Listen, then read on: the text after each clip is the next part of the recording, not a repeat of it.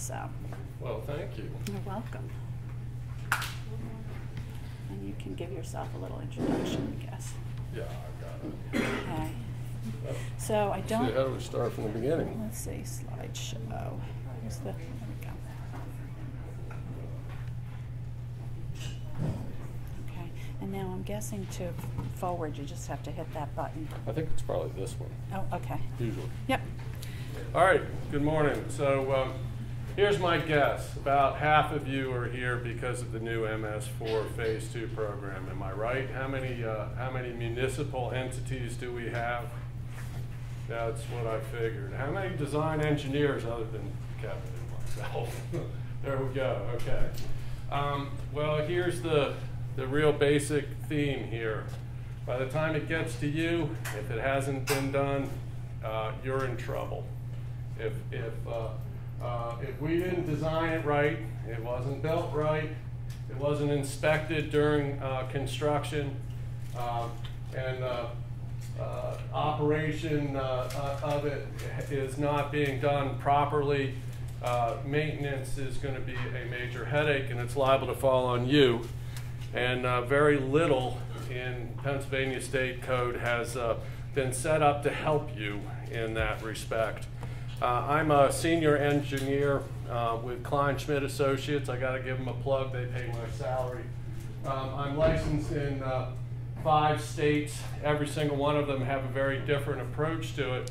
But a lot of my experience actually comes from having been a township engineer in Delaware and in Maryland, where they are very far advanced, both in the MS4 Phase 2 program and with their BMP maintenance. So a lot of what I'm going to bring to you is actually lessons from the South. The major points we obviously want to cover here, or I wanted to cover, include designing for maintenance, which from an engineer standpoint, I realize that fundamentally, if I don't give you something you can maintain, that can be well constructed, there's going to be problems down the line. Constructing to reduce maintenance is something that we do not yet address well here in Pennsylvania, and I've been working with Jen Warren, Ken Murin, to try and get that piece of the puzzle actually put into the 102 program, so that we tie that guy in the backhoe into this whole program and an understanding of what these BMPs are, because without him, failure is not probable, it is likely. And that's really a lot of the point that I want to make today. And we want to do inspections during construction, and that has been written into 102 to help him along. And we're now requiring easements to be created so that these things have some legal standing of how you protect them. And I want to deal with that in this PowerPoint. Deed restrictions, of course, then assign who's supposed to do the maintenance, but really what I'm going to tell you is when it comes right down to it, it's going to end up being your problem as township entities. And if you look, there's people assigned to this whole thing, and that really was the title of it. It takes a team. And if you look at these teams, they're kind of divergent. It's not the owner, who is the guy you're going to end up having to deal with, he's way down here at the bottom, and maybe he's been dealt with, but through the rest of the process, he kind of hasn't. And this is why. Sorry, there's been the version problems that are causing some trouble, but and this is intentionally aimed at being a mess. You want to know why? Because it is. This is not fiction. This is the system that you are living under. EPA has mandated through the Clean Water Act that DEP assigned to you through the MS4 Phase 2 Part 2, if you'll excuse the pun, but you know, here we are going into the second part of Phase 2. I always find that a joke. The township, through its saldo, kind of controls the developer, who has some general degree of relationship, has contractual relationship with the builder, and the township gets to review a building permit to some degree. And the MPDS is delegated to the poor old conservation district, who is really stuck trying to chase around the builder sometimes under an MS 4 or under a NPDS permit, I mean, or trying to chase him through the developer. And the conservation district, these red arrows are the kind of the enforcement. When you get a hammer that's going to come down, it's going to follow this red path. And notice who is isolated out of the loop. It's me. You know, and what I'm telling you is that I am fundamentally the guy who's causing you the problems. And that's what we've got to deal with. And that contractor who's building it, he's further isolated yet. Okay, but who's going to get stuck with this? Okay, it's this guy right over here, which is this owner. Okay, he ends out owning this thing, which has been assigned to him. You know, and there it is, a giant hole in his backyard. And, you know, you're going to have to, at the conservation district or the township level, show up at his house and go, hey, guess what? That's going to cost you 20 grand. Oh, and this is what I mean. Unfortunately, with the change, you'll have to refer to your paper to see that I actually did format this correctly. But we have now, since November of last year, I guess, had some improvements to Chapter 102 to help fix this situation. And we are now going to be required to record our post-construction stormwater management plans. And who's here from the Conservation District that reviews plans? Anybody?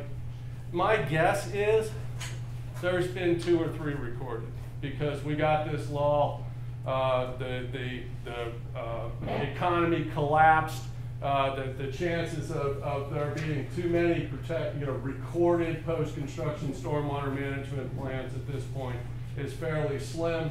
In fact, you call some conservation districts and ask them how they want to deal with this. They have no idea. You call the recorder of deeds, they have no idea how you're going to record these post-construction stormwater management plans. Now, does everybody know what a post-construction stormwater management plan is? Okay, so that's the plan. When we design, we submit 2 plans. We submit one to the township, and we submit one to DEP, or the Conservation District, to review. And on that post-construction stormwater management plan, there are specified maintenance schedules, including who's responsible for it to some degree, and design details for the BMPs. And that's one of the first things you're going to need to find if you want to go out there and maintain things. You need to find that post-construction stormwater management plan, so that you actually, even though you have a township stormwater management plan, you need this to be able to review, and I'll tell you why in a few minutes. We are also now under Chapter 102, when we create a stormwater management headache for you in the future, we are required to record an easement and deed restrictions, which assigns perpetual maintenance to some poor guy who bought his $250,000 2-acre lot. Or I guess over here it's probably twice that. Our developer remains responsible, and to ferret that out is even difficult. Okay, and this is going to become the bottom line of it. Who's going to pay for this maintenance once you go out there and do these inspections?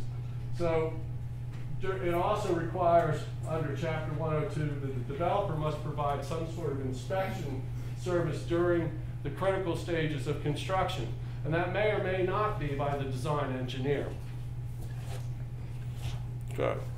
So for new BMPs, the deed restriction says, whereas the grantee, which is probably the developer, okay, has agreed to be responsible for implementation of the approved operation and maintenance plan for the PC, post-construction, BMP, best management practice, located on the property as described in the operation and maintenance plan, the PCSM plan, right? Okay. Which is attached to this declaration of restriction and covenants as Appendix 1 and incorporated herein. Now this is for probably 3% of what's existing out there, 5% of what's existing out there. The other 95%, there's nothing, okay? Okay, so the following rights are conveyed to the Pennsylvania Department of Environmental Protection. Yes, ma'am. Just a step back on that. Sure. Are you talking about structural or non-structural or both when you talk about the BMPs? Are you talking Well, about that's a just really good question. And it is primarily structural BMPs that are covered by this. However, a common non-structural BMP, a riparian buffer, is also protected and recorded. But it is actually recorded, it's recorded under the same system, but it's not liable to show up as a deed restriction on somebody's property. I guess there are some instances where it might even. You done any? See, this is the problem. It's brand new, so you really seriously asking people. I'm trying to think of other non-structural BMPs. I think primarily if it's on the PCSM plan, it's going to be recorded at least. Whether it's covered under this or covered under deed restrictions it remains to be seen. I think it's liable to be. Who is responsible for maintenance? Really, this ends out to be part of the crux of the biscuit. The thing that's being recorded, and perhaps since there's not a lot of them out there as townships, you can kind of get ahead of this game, work with the conservation districts and have yourself added to this, because if you look at this, this provides the DEP with the right to go in and do inspection and enforcement. But what I'm going to show you, and if you read your phase 2 permit, you're the ones that are going to be stuck, and EPA is going to be coming after you if you don't do it. So even the newest deed restrictions aren't quite keeping up with where we are as an industry today. So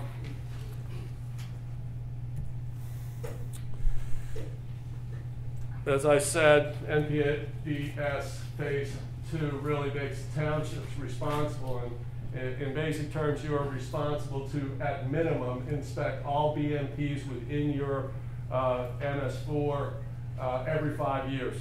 That's one of your 9 minimums or 6 minimums, depending on whether you're a CSO or not. Yes. Just one question on that. I know that DEP has us work on the spreadsheet, detailing all the BMPs, and it's after 2001.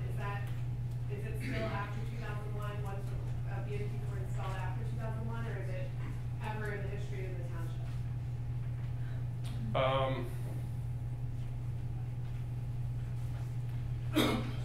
Based on what I heard the EPA say the other day, they do not draw that clear distinction. But I think you're right. As it comes down to it, the tracking is going to be 2001. But I really think that you ought to ask that question if you can get somebody in the stormwater management section. And I guess we'll know because those are due April of next year, so I guess we'll know by April of next year is my general guess. I think, that comes down to this maximum extent practical, and I think that things before 2001 might fall out, but I don't honestly know. Okay, so to assure BMPs are functional to the maximum extent practical, which I just said, the definition is a little loose. It is how you end out writing your plan if it gets accepted. Starting with the 2001 may make sense. In some cases, for your township, it may not actually make sense. Especially around here, a lot of them were constructed before 2001. Almost all of those dry basins that are around here were built prior to that and have a major effect on the watershed. So that's a good question. This may mean that the township must compel the owner to do maintenance. Well, how if you're not in the deed restriction? I mean, I assume that you have some ordinances and that you can do it through that. But really, seriously, it may required the township to ask the Conservation District and DEP for help. And tie together early, coordinate this as you write your plans would be a very good idea. What you need to realize as you're writing this is that the owner may be one of many different entities, including yourselves, a business, a real estate trust from Nebraska, who the heck knows, a developer, a homeowner, a homeowners association, or maybe just some guy in a house. So even before we can talk about what those entities are going to have to do, really, you kind of have to realize that even prior to 2001, we were out there building BMPs. And for instance, the storm drain system, which is clearly not post-2001, is in fact a BMP.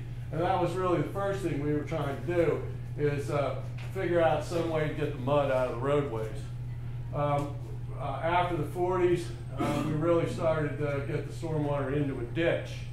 It wasn't until after the 40s up to the 70s that we really started to put in a lot of pipes and try and direct that stuff down to the roadway. And all of these are best management practices. In the 60s and 80s, we was get it into a concrete pipe and get that thing to a stream as quick as we possibly could.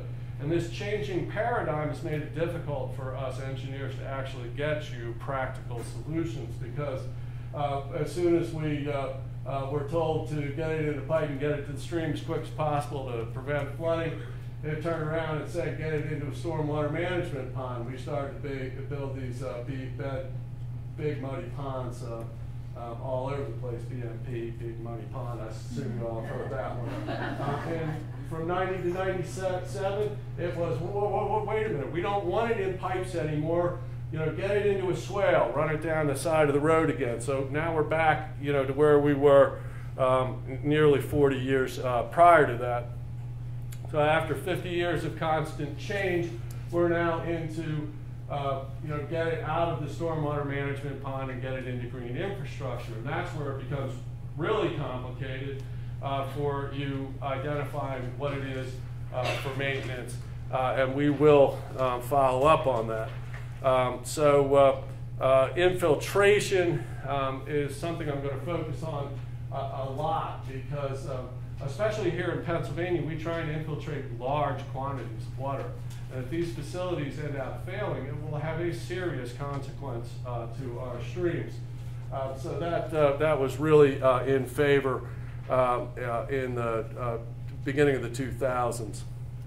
Now, as I said, it's green stormwater infrastructure, which is the paradigm shift, and backing up and going through these kind of a little bit in chronological order, and these are actually mine. I decided that for this I was going to pick on myself and take a look at how the maintenance has occurred. So in the 80s, as township engineer, I proved this big muddy mess. This is actually the green algae, shallow, kind of wet pool. We've got this whole area here. This collects a very large drainage catchment from a industrial complex. And what is its kind of problem? Well, we used CMP back there because we were told it was going to last 100 years, right? 30 years later, we found out it didn't last 100 years. And this is the kind of issue that you will run into in a typical 80s structure. A lot of this is a riser structure. This is corrugated metal pipe, for those of you who aren't familiar with it. This is the trash rack system right here. This is the major pipe that drains this pond, and some of these things can flow. Something like this is probably flowing 50 cubic feet a second. 50 cubic feet a second is something like 350 gallons a second would fill this room in a minute. Okay, and that's the kind of structures that we're out there trying to maintain. And this is what happens to this corrugated metal. due to acid in the soil quite often, even high opposite of acid. Sorry about that, running into word problems here. Alkaline, heavy alkaline soils, these things will corrode right out. If that's running through a dam, you've got a problem. Okay, and this is maintenance of a structure in the 80s. You got to look at this. This right here is the dam about to fail. Okay, that's called piping. Runs along the edge of that pipe where if it was not properly designed or was not properly constructed and the soil wasn't properly compacted around that pipe, it shoots on out of there as it shrinks. Eventually it does this. Okay, now it's not only, why? As a designer, what I'm supposed to do is I'm supposed to stick an anti-seep collar along the pipe. So this is that riser structure, a little bit of a primitive design here, but drawing here. And that's the pipe that runs along it. And we're supposed to put a wall up in there called an anti-seep collar. And that needs to be of the similar material to the pipe and installed in the phreatic zone. And if I didn't do it right, you're going to be living with a problem. It's not only for CMP pipes, and this failure right here was because there was no anti-seep collar. It was on the design, wasn't installed. No one was overseeing it. That dam failed. That's called a piping failure. So when you're running around looking at these things and you think it's somewhat minor, inspecting the dam is actually a fairly tricky operation, and you need to be looking for that and seepage along it, and as well as vegetation concerns, and have a good checklist for that. So outlet structures in general. This one is actually relatively recent, something like 2002, 2004. No trash rack on it. This is very common. The vegetation in this basin is obviously not being maintained. This is a more typical 2000 plus 2010 plus outlet structure. The storm rises up through here, and as it gets, the water gets deeper and deeper in here, obviously more and more flow can run through it. And then it tops over top of this thing, and the large storm is supposed to be able to get through that grate. Well, guess what? It actually can't. And even though this is what we have almost everywhere, it's actually wrong. And we have been designing them improperly here in Pennsylvania for decades, and you guys are going to get stuck with a problem. The requirement is, if you read your chow, that trash rack have an area 10 times that of the pipe that's receiving it. Okay? Well, the pipe coming out of the back of that is this. Okay? Even if we ignore that, from an engineering standpoint, in general terms, they take the length of this and the width of this, it's probably 2 foot by 4 foot, and say that's the area that water runs through. Well, guess what? It's not. It's 1/2 that.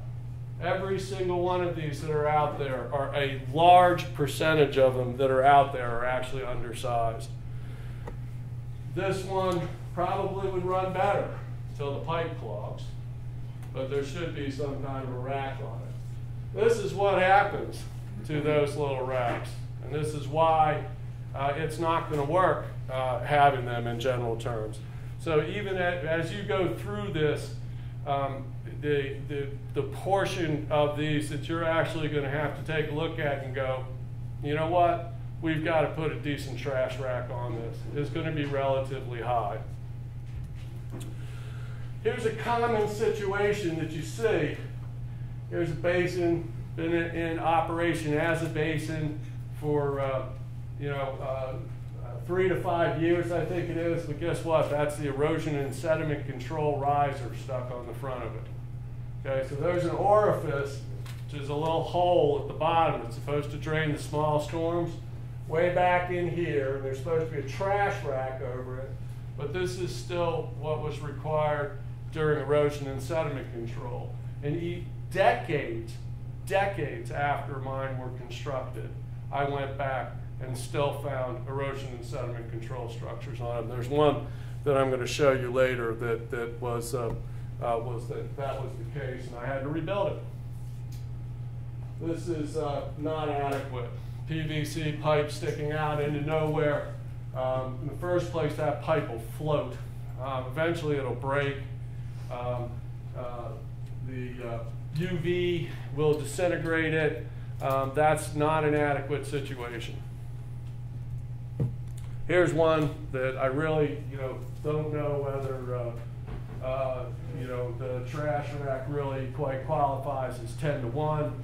This is called a Gopher Rack. You'll see these considerable amount. Once again, as I said, the pipe will float.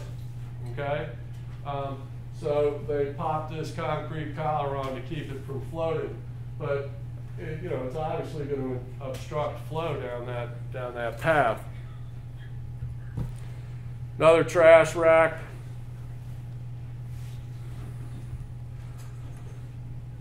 Even to maintain it, you have to be able to find it. Okay, so in the 90s, we moved on to giant wet ponds, and is it visible even out there? Oh, it's not bad. Okay, from this angle it looks good. So this is actually less. There is less green. So the little fringes of green around here are actually because there was an aquatic bench in this one. But this is a deep enough pool that we're actually getting what's called a benthic turnover. And if you don't want to see ponds green, nasty, growing bugs, right, you need depth to it in order to get that to happen. So one of the things you really, with these 90s era ponds, it's figuring out how to dredge it to get an adequate depth. Adequate depth around here, 5 feet. Okay? Without that, you'll get mosquitoes. It's pretty much as simple as that. So that benthic turnover, the oxygen concentration in the water twice a year changes enough that the bottom actually, the water floats to the top and the water from the top sinks to the bottom. Very important. We at least started to figure that out in the 90s. If you don't have that, you got to put one of these in. That's to get adequate oxygen to keep that thing from turning green. You don't want to have to do this, okay? So that's where you want to dredge out to 5 feet. If you don't, you end out with this. This is putrid, it smells, it'll grow mosquitoes. Oftentimes it actually isn't the disease-bearing mosquitoes in open structures. They tend to grow in storm drains. They grow in sand filters. They grow in dark, nasty areas. But you will not have adequate fish life or frogs around here to eat the mosquitoes. This pond is not deep enough. Okay, by the late 90s, we even improved this. This is one that I built down in Townsend, Delaware. This thing is huge. I mean, this is huge. Okay, that's an 11-foot tall embankment. I think this is 14 acre-feet. Okay, and this little area around the side is an aquatic bench, which started to be required in about the 90s, where you've got a 7 or a 10-foot wide bench, 6 inches above the water and one 6 inches below the water. It was really a safety bench, is what it was intended to keep kids from falling in and drowning. But we, accidentally figured out that this actually also keeps geese out, because the stuff grows up, the geese don't like to get in, and the plants around the edge were serving a water quality aspect of it. We happened into this. This was totally kind of accidental. But this pond right here, you can see no green algae. And all these photos came from the same Google Earth shot, which was summer. This is doing pretty well. I would note that that erosion protection right there was not part of the original design. So there were some issues about it. There was a 10-foot access road that goes all the way around the bottom of this very large dam. And there's an 8-foot wide platform on top of this dam as well for access. But that thing, well, that's a 40-foot house, right? 40, 80, 100 feet across. We started to figure out that that was a problem. But and I'll get back to that. By the late 90s, what you'll see appear is called forebays. Okay, that's where we took this aquatic bench notion and we formalized it a little more. And these forebays are settling ponds where the sediment's supposed to drop out. And guess what? These actually need to be maintained. They need to be maintained fairly often, and they aren't. They in general aren't. This is the pond I was telling you about that I came back. I actually built a levee right here years later. And when I came back and was building that levee, I looked over there and went, hey, that's still erosion and sediment control outlet. Yes, sir. When you say they need to be maintained, they need to be dug out back over the sediment, not corrosive? Absolutely. Now, the whole point of these things is that you get that volume of water and it drops in there and it drops in velocity to less than 2 feet a second and the large particles drop out. So now if it fills up with mud, it's not going to slow down. The water's just going to run across it and it's going to pick up that mud and take it out here. So the idea was that you dig it out of here relatively often and you won't have to dig it out of here. Well, this afternoon when we go to Penswood Village, they're going to be cleaning the forebay today. So hopefully we'll get a chance to see exactly what's involved in that. Great, good. And part of, so here are the forebays. And actually, I encourage plants in most of my operations because of the water quality aspects of vegetation. It's going to be difficult to clean it out with that vegetation in there. So by the early 2000s, we started to get a little smarter about things, and we started ponding off these ponds. And this is the pond right here, and it's owned by and maintained by the golf course. So working them into the landscape a little more in the 2000s is really good from a lot of standpoints. But how are you guys going to know that actually is a stormwater management pond if you've got to put it on your inventory and keep an eye on it? This one right here I built in the 2000s, and it's really kind of an interesting case study. This is that very deep pool situation, and this is still stormwater management. I'm going to show you why I've included it because the average person would look at that and say it's a mess. The reality is this is the best functioning stormwater pond I ever built. It takes that water in that, from that big stilling basin, huge pond kind of setting, and runs it through this vegetation. It's clear, it's cool, and unfortunately, this is the only picture of a 10-to-1 trash rack I have. It's not really very, very good, but it runs out that outlet structure. Still to date, this is the best functioning pond that I have. How would you know that that was your stormwater management facility? That's part of the issue that I'm trying to deal with. This is the inlet structure right here. This really isn't too bad.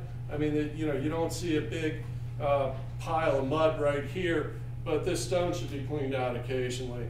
And that eroding out like that, that's not really great.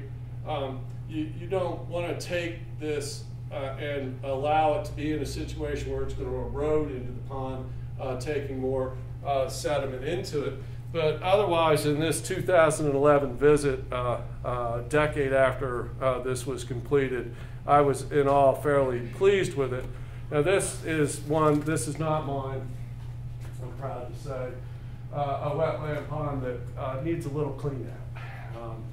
This is putrid, oil-soaked, nasty, mosquito-growing mess. And once you get to that point, this is what you're going to end up having to do. If you notice, this has a trash rack that's 10-to-1. Huge pump out there, mud pump out there cleaning it out. And that's what you end up with in the bottom of these facilities. So I'm hoping that, yes, it is. By 2002, I had gone through enough of these that I started to realize what one of the major issues was clean out. Yes, ma'am. Mark, that material that gets dug out, is that considered a hazardous material? It is not considered a hazardous material, but I want to add an asterisk to that. I would not let my kids play in it. All right, and depending on what facility it is that where you are, that stuff's liable to have anything from lead to insecticide in it. It is the nasty dirt runoff. But currently the EPA does not treat that as a hazardous material, although there's a lot of discussion about that. Still, dispose of it properly. What's properly? Spread it out, cover it with good topsoil, in a designated area. This is something that is required on a Delaware plan. You have to actually have a designated area for it, which is right there on this plan. And that it should be part of your stormwater management consideration, protection of that material. So what's different about this pond? Instead of being that big old kidney shape or eyeball shape, it's big, long, and thin. It's also a much lower dam. This thing's only 3-foot tall dam. It's dug down actually to intercept groundwater, which was an acceptable practice in those days, so that it stays permanently wet. And why is it that shape? Well, it's that shape because this is the dimension of the vehicle that actually can clean it out.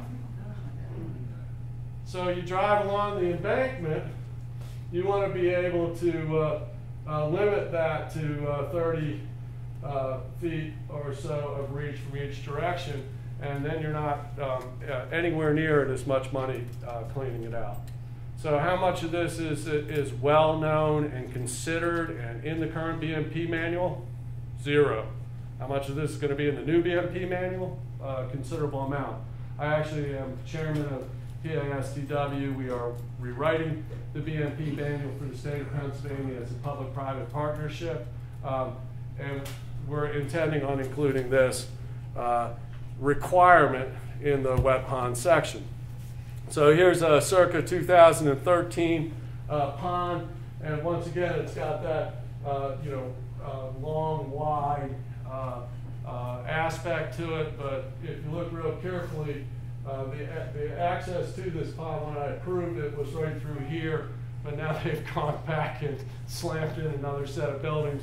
So they can, it could be cleaned out with an excavator, but they're not going to be able to get one in there.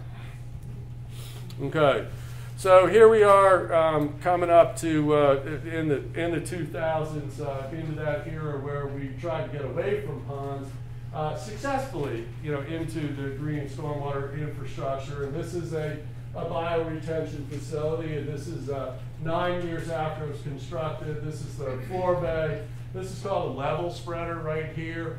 This is an indication that I didn't quite get that level spreader level, which is just, that's what happens. It doesn't, you don't. And this has never been cleaned out.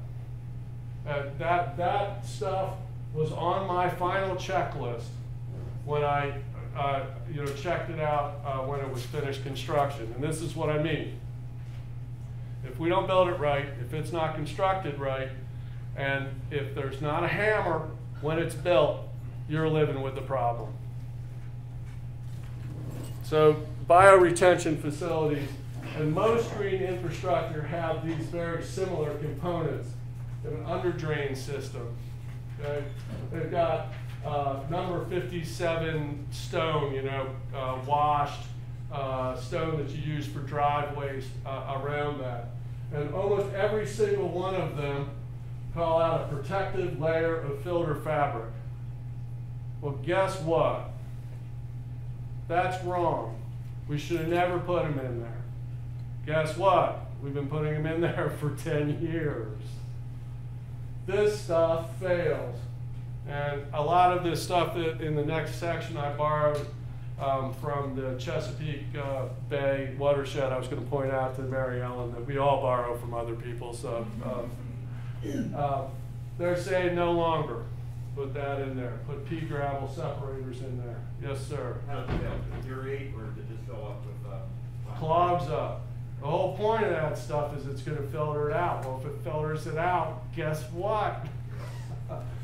And it's, 18 inches to 4 feet below ground.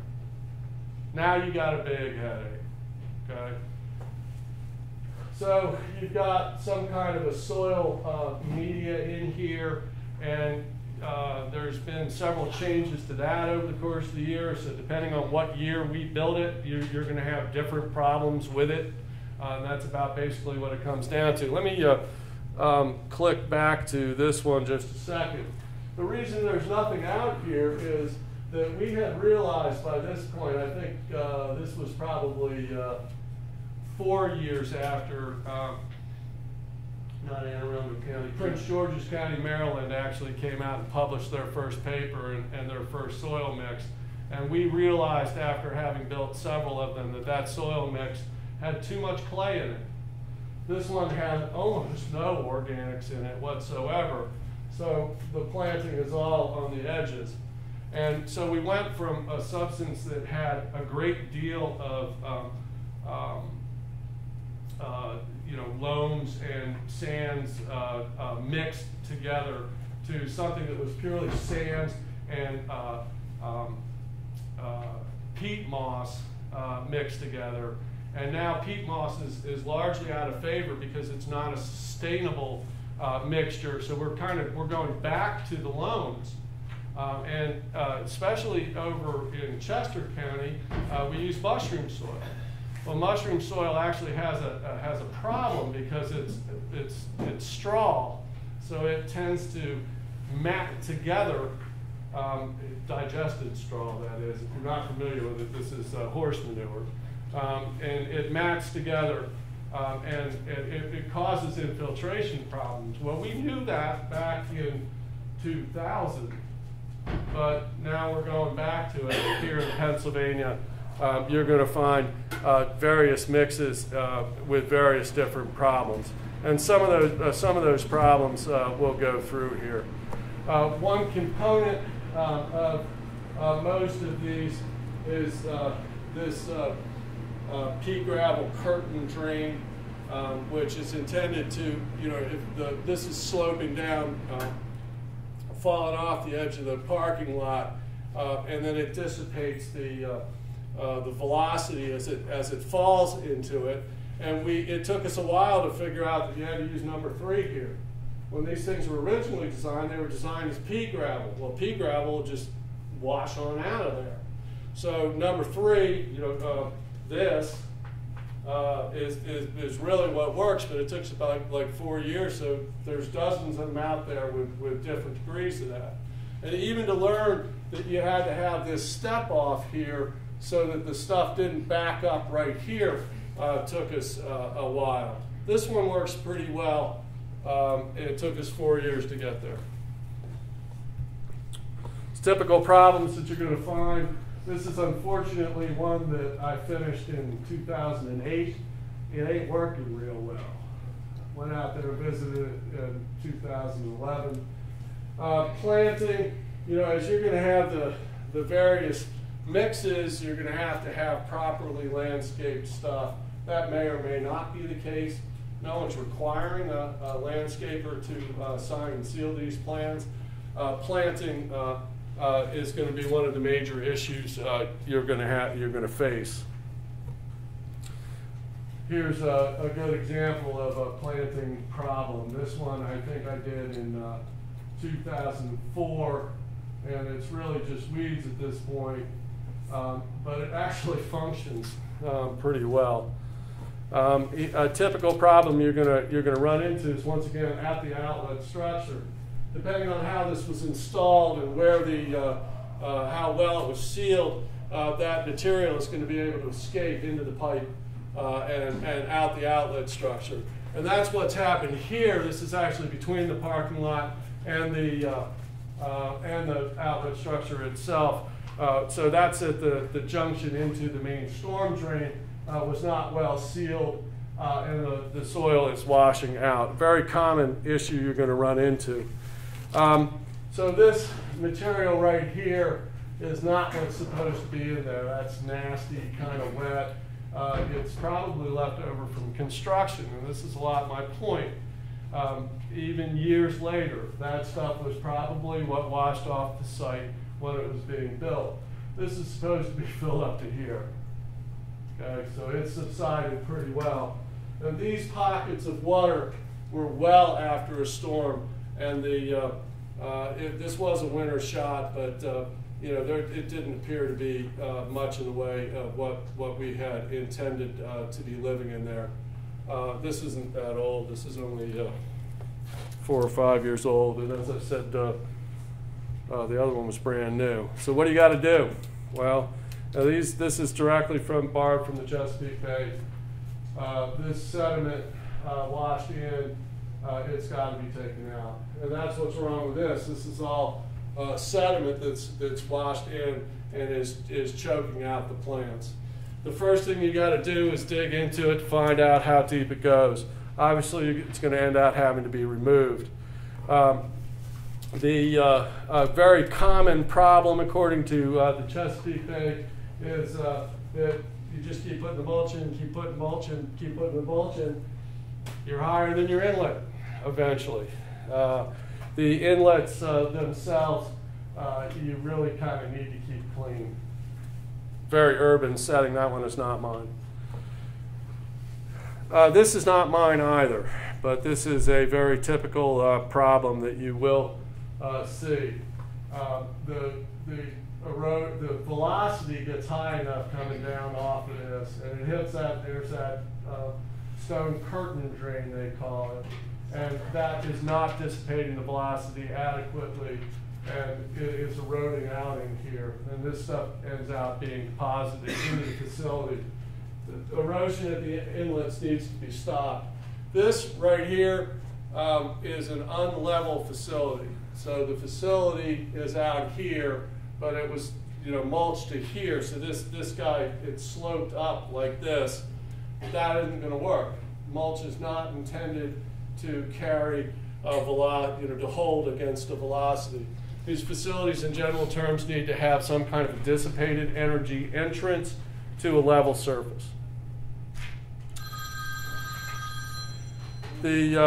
Another very common problem that you will see in these is looks like some animals out there burrowing around, these little localized subsidence areas, and lots of them. What it ends out, first thing you got to do, dig down and figure out what the problem is in there. And this is a good cross section showing actually the problem in this one is the geotextile fabric down there at the bottom. But the subsidence is poorly connected pipe. This stuff is actually N12, it's called. It's a plastic pipe, and the couplers are pretty simple little couplers on it, and they're not doing an adequate job. That's where the material is going. Same here.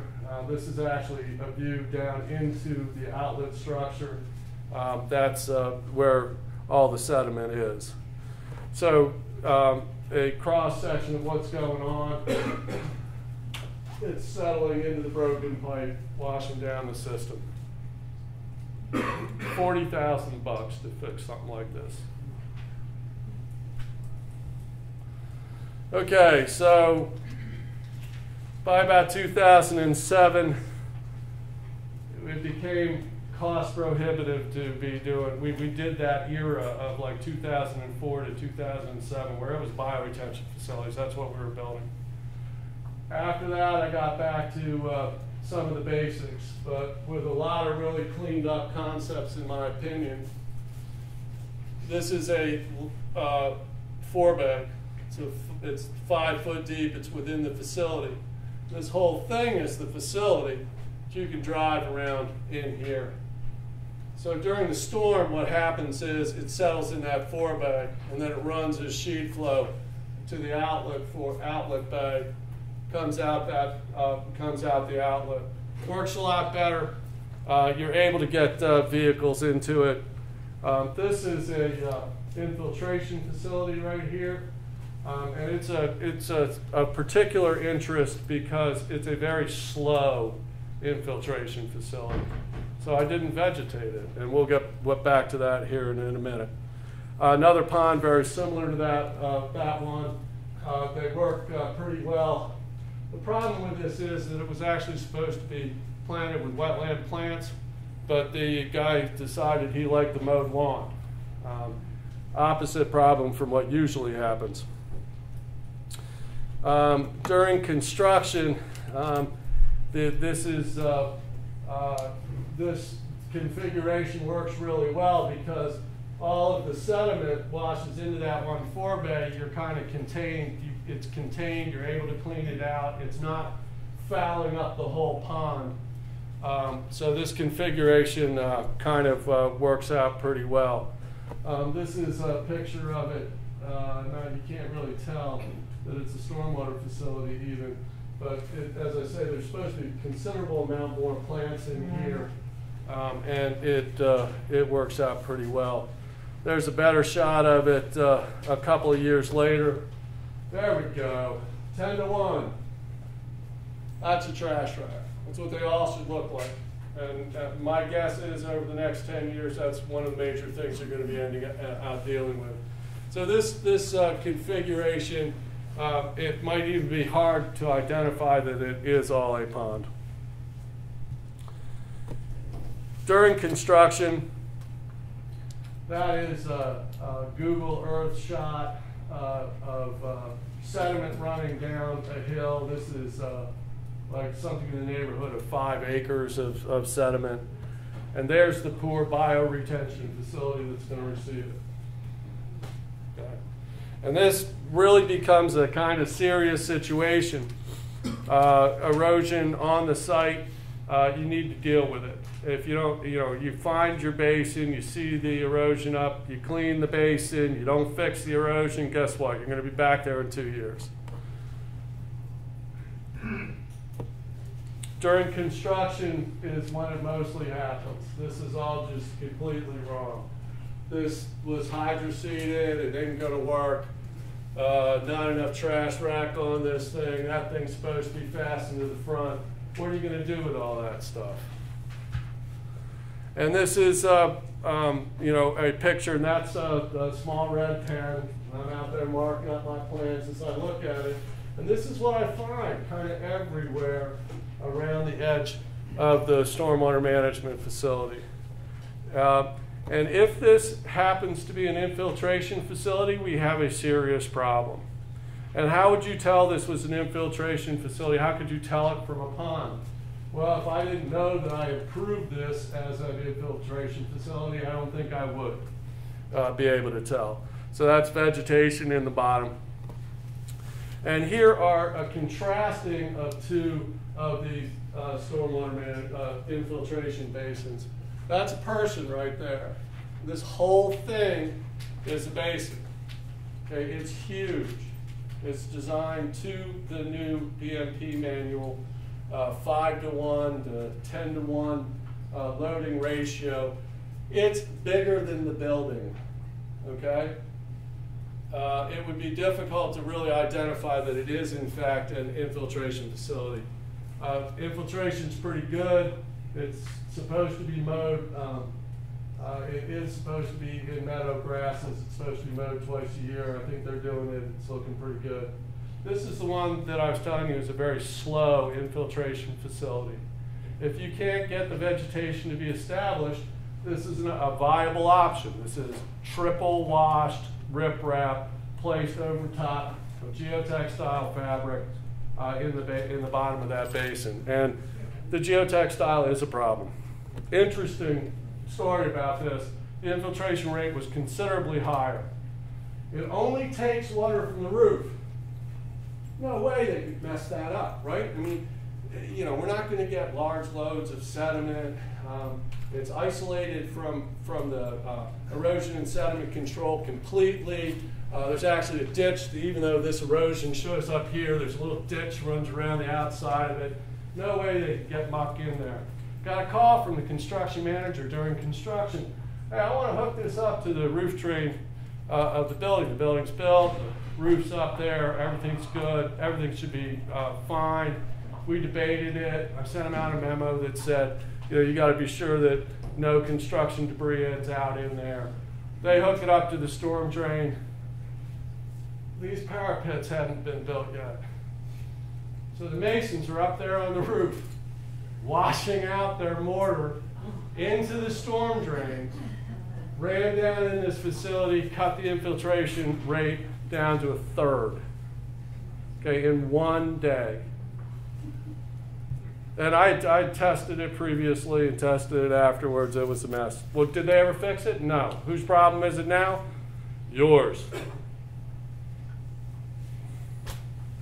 This is an infiltration facility with an outlet structure. Very typical kind of thing you see. Really, this should be mowed. Thatched annually, aerated. If you don't, this is what you end up with. Very sparse vegetation, clogging up from sediment kind of running down into it. It is not going to infiltrate. This is the beginning sign of failure in an infiltration facility. This discoloration, which is red, I can't remember the name of it right at the moment, does better in moist conditions. These indications right here, those indicate that water is not infiltrating quick enough in there, which is really kind of defined as 24 hours in this state, 72 hours in most other states. That's an infiltration facility. It's kind of difficult to even identify them it is. Common problem, the inlet, this is a mess right here. If you don't clean it up, it ends out in there, the facility fails. This one actually was still in fairly good shape. This is a design flaw. This is a problem waiting to happen. That's an infiltration facility. You can kind of tell from the wetland vegetation that it's probably not infiltrating all that well. Okay, how the heck do you maintain these? All right, so this thing fills up and then it runs back in under the parking lot. Okay, this was popular in the early 2000s. I don't think that one's going to infiltrate real well. And that is oil residue sitting on it. That one obviously right there is having some problems infiltrating. Why am I spending so much time on infiltration? It's, I think, probably going to be your #1 issue here in Pennsylvania. And it's going to be a very expensive issue if it's underground, and we'll get to that. So, standard maintenance, mow and remove litter and debris, stabilize the erosion anywhere, even if it's on the not on the banks. If you don't, it gets in there, it's gonna clog it up. Repair undercut and eroded areas, and inflow and outflow structures as needed. Okay, semi-annually, inspect facility for signs of wetness or damage to structures. Note eroded areas. If dead or dying grass on the bottom is observed, that's what I was showing you. Check to see the percolation happens within 2 or 3 days. And then you got to almost look at your ordinance. I bet your ordinance is actually say 24 hours. Note signs of petroleum and hydrocarbons because they will kill it. Every 5 years, it's this list. These things are the #1 largest risk that there is out there, both for us designers, for the owners, and for the township. It is, and I'm going to get on my soapbox a little bit here, it is why we're rewriting the BMP manual, because these things are going to be a large, if they're huge, like we've been designing them, they're going to be a large and huge problem for your budget, especially when you're talking about things like this. That's it before, that's it after. How are you going to maintain that? This isn't 40,000, this is 140,000. That's an infiltration facility, both of them. Would you know it? That's an infiltration facility. That fence, okay? It's pea gravel, and guess what? I put geotextile fabric in there because that's what was the thing at the time. That's a stormwater management facility, right there. Okay? So this is what you're going to have trouble identifying even when you start. Now this one is doing really great. Gorgeous. That's a stormwater management facility. People are going to cover this later. That has the same problem as the bioretention facility. Okay, anybody find the stormwater management facility in this picture? Go ahead. This thing right here? Runs for, that's the level spreader. Runs to there. Are you going to be able to identify that in the field? Not without that PCSM plan. Okay? This is what it is. It's called a dry swale. Notice that it's got the same old, under drain system, geotextile fabric, soil, but that's what that facility was. And here's what a failed under drain system looks like. Those little potholes in it. And I am trying to speed up because I think I only have 2 or 3 minutes. Bioswales in general, a couple of problems you're going to run into. Lack of care of vegetation. Once it gets above about 6 inches tall, it's no longer slowing the water down to get the velocity. They pop in check dams. You end up with this mess behind it, which grows mosquitoes and still doesn't do an adequate job of cleaning the water. Bioswale, 2 years after I built it, with still signs of erosion running down the problem. We eventually got that stabilized, but it took a considerable amount of work, and it was only because the owner was Department of Transportation. This stormwater management facility starts here and runs all the way to here. Would you know that without the plan? Probably not.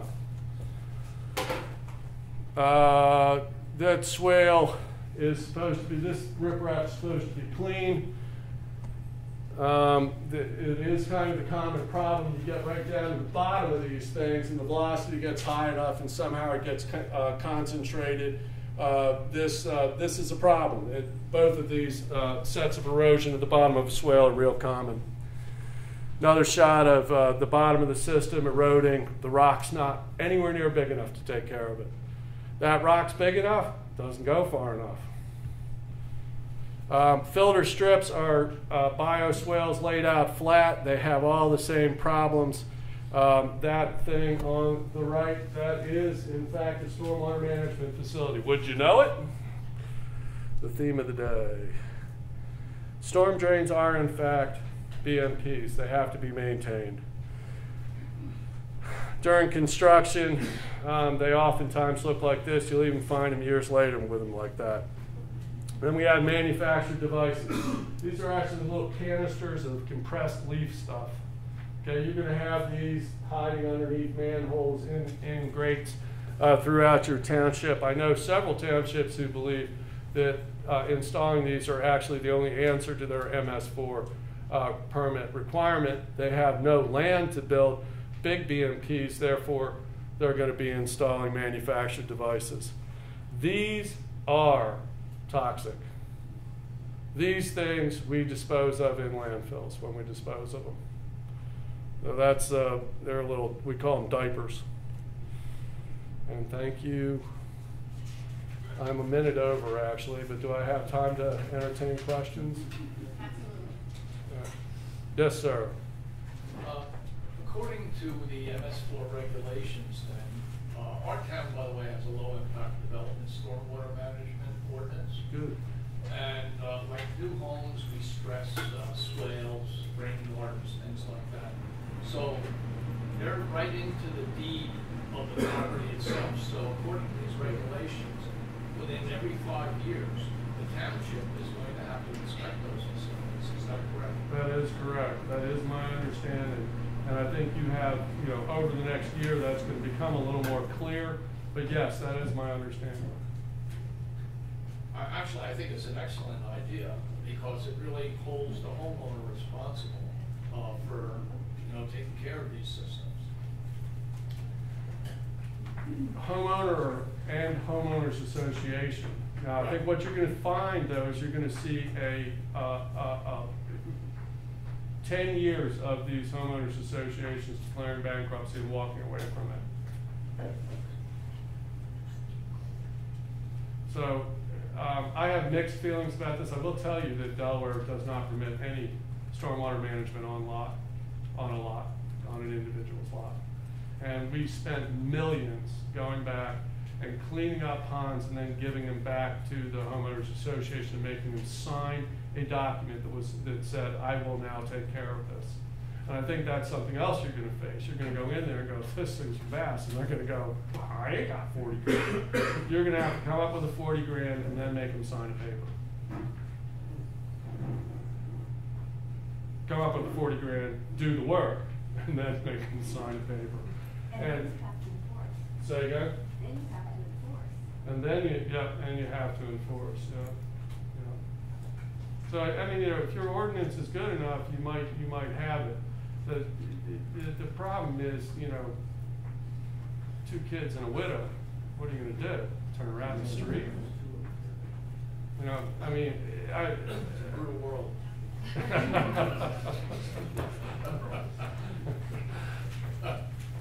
And I think going forward, you're going to have more juice to that. I think going backward to some of these, 5 years ago, I bought a house. I had no idea that thing was a rain garden. I think that's going to be pretty tough for you. Is that it? All right. Thank you. Just one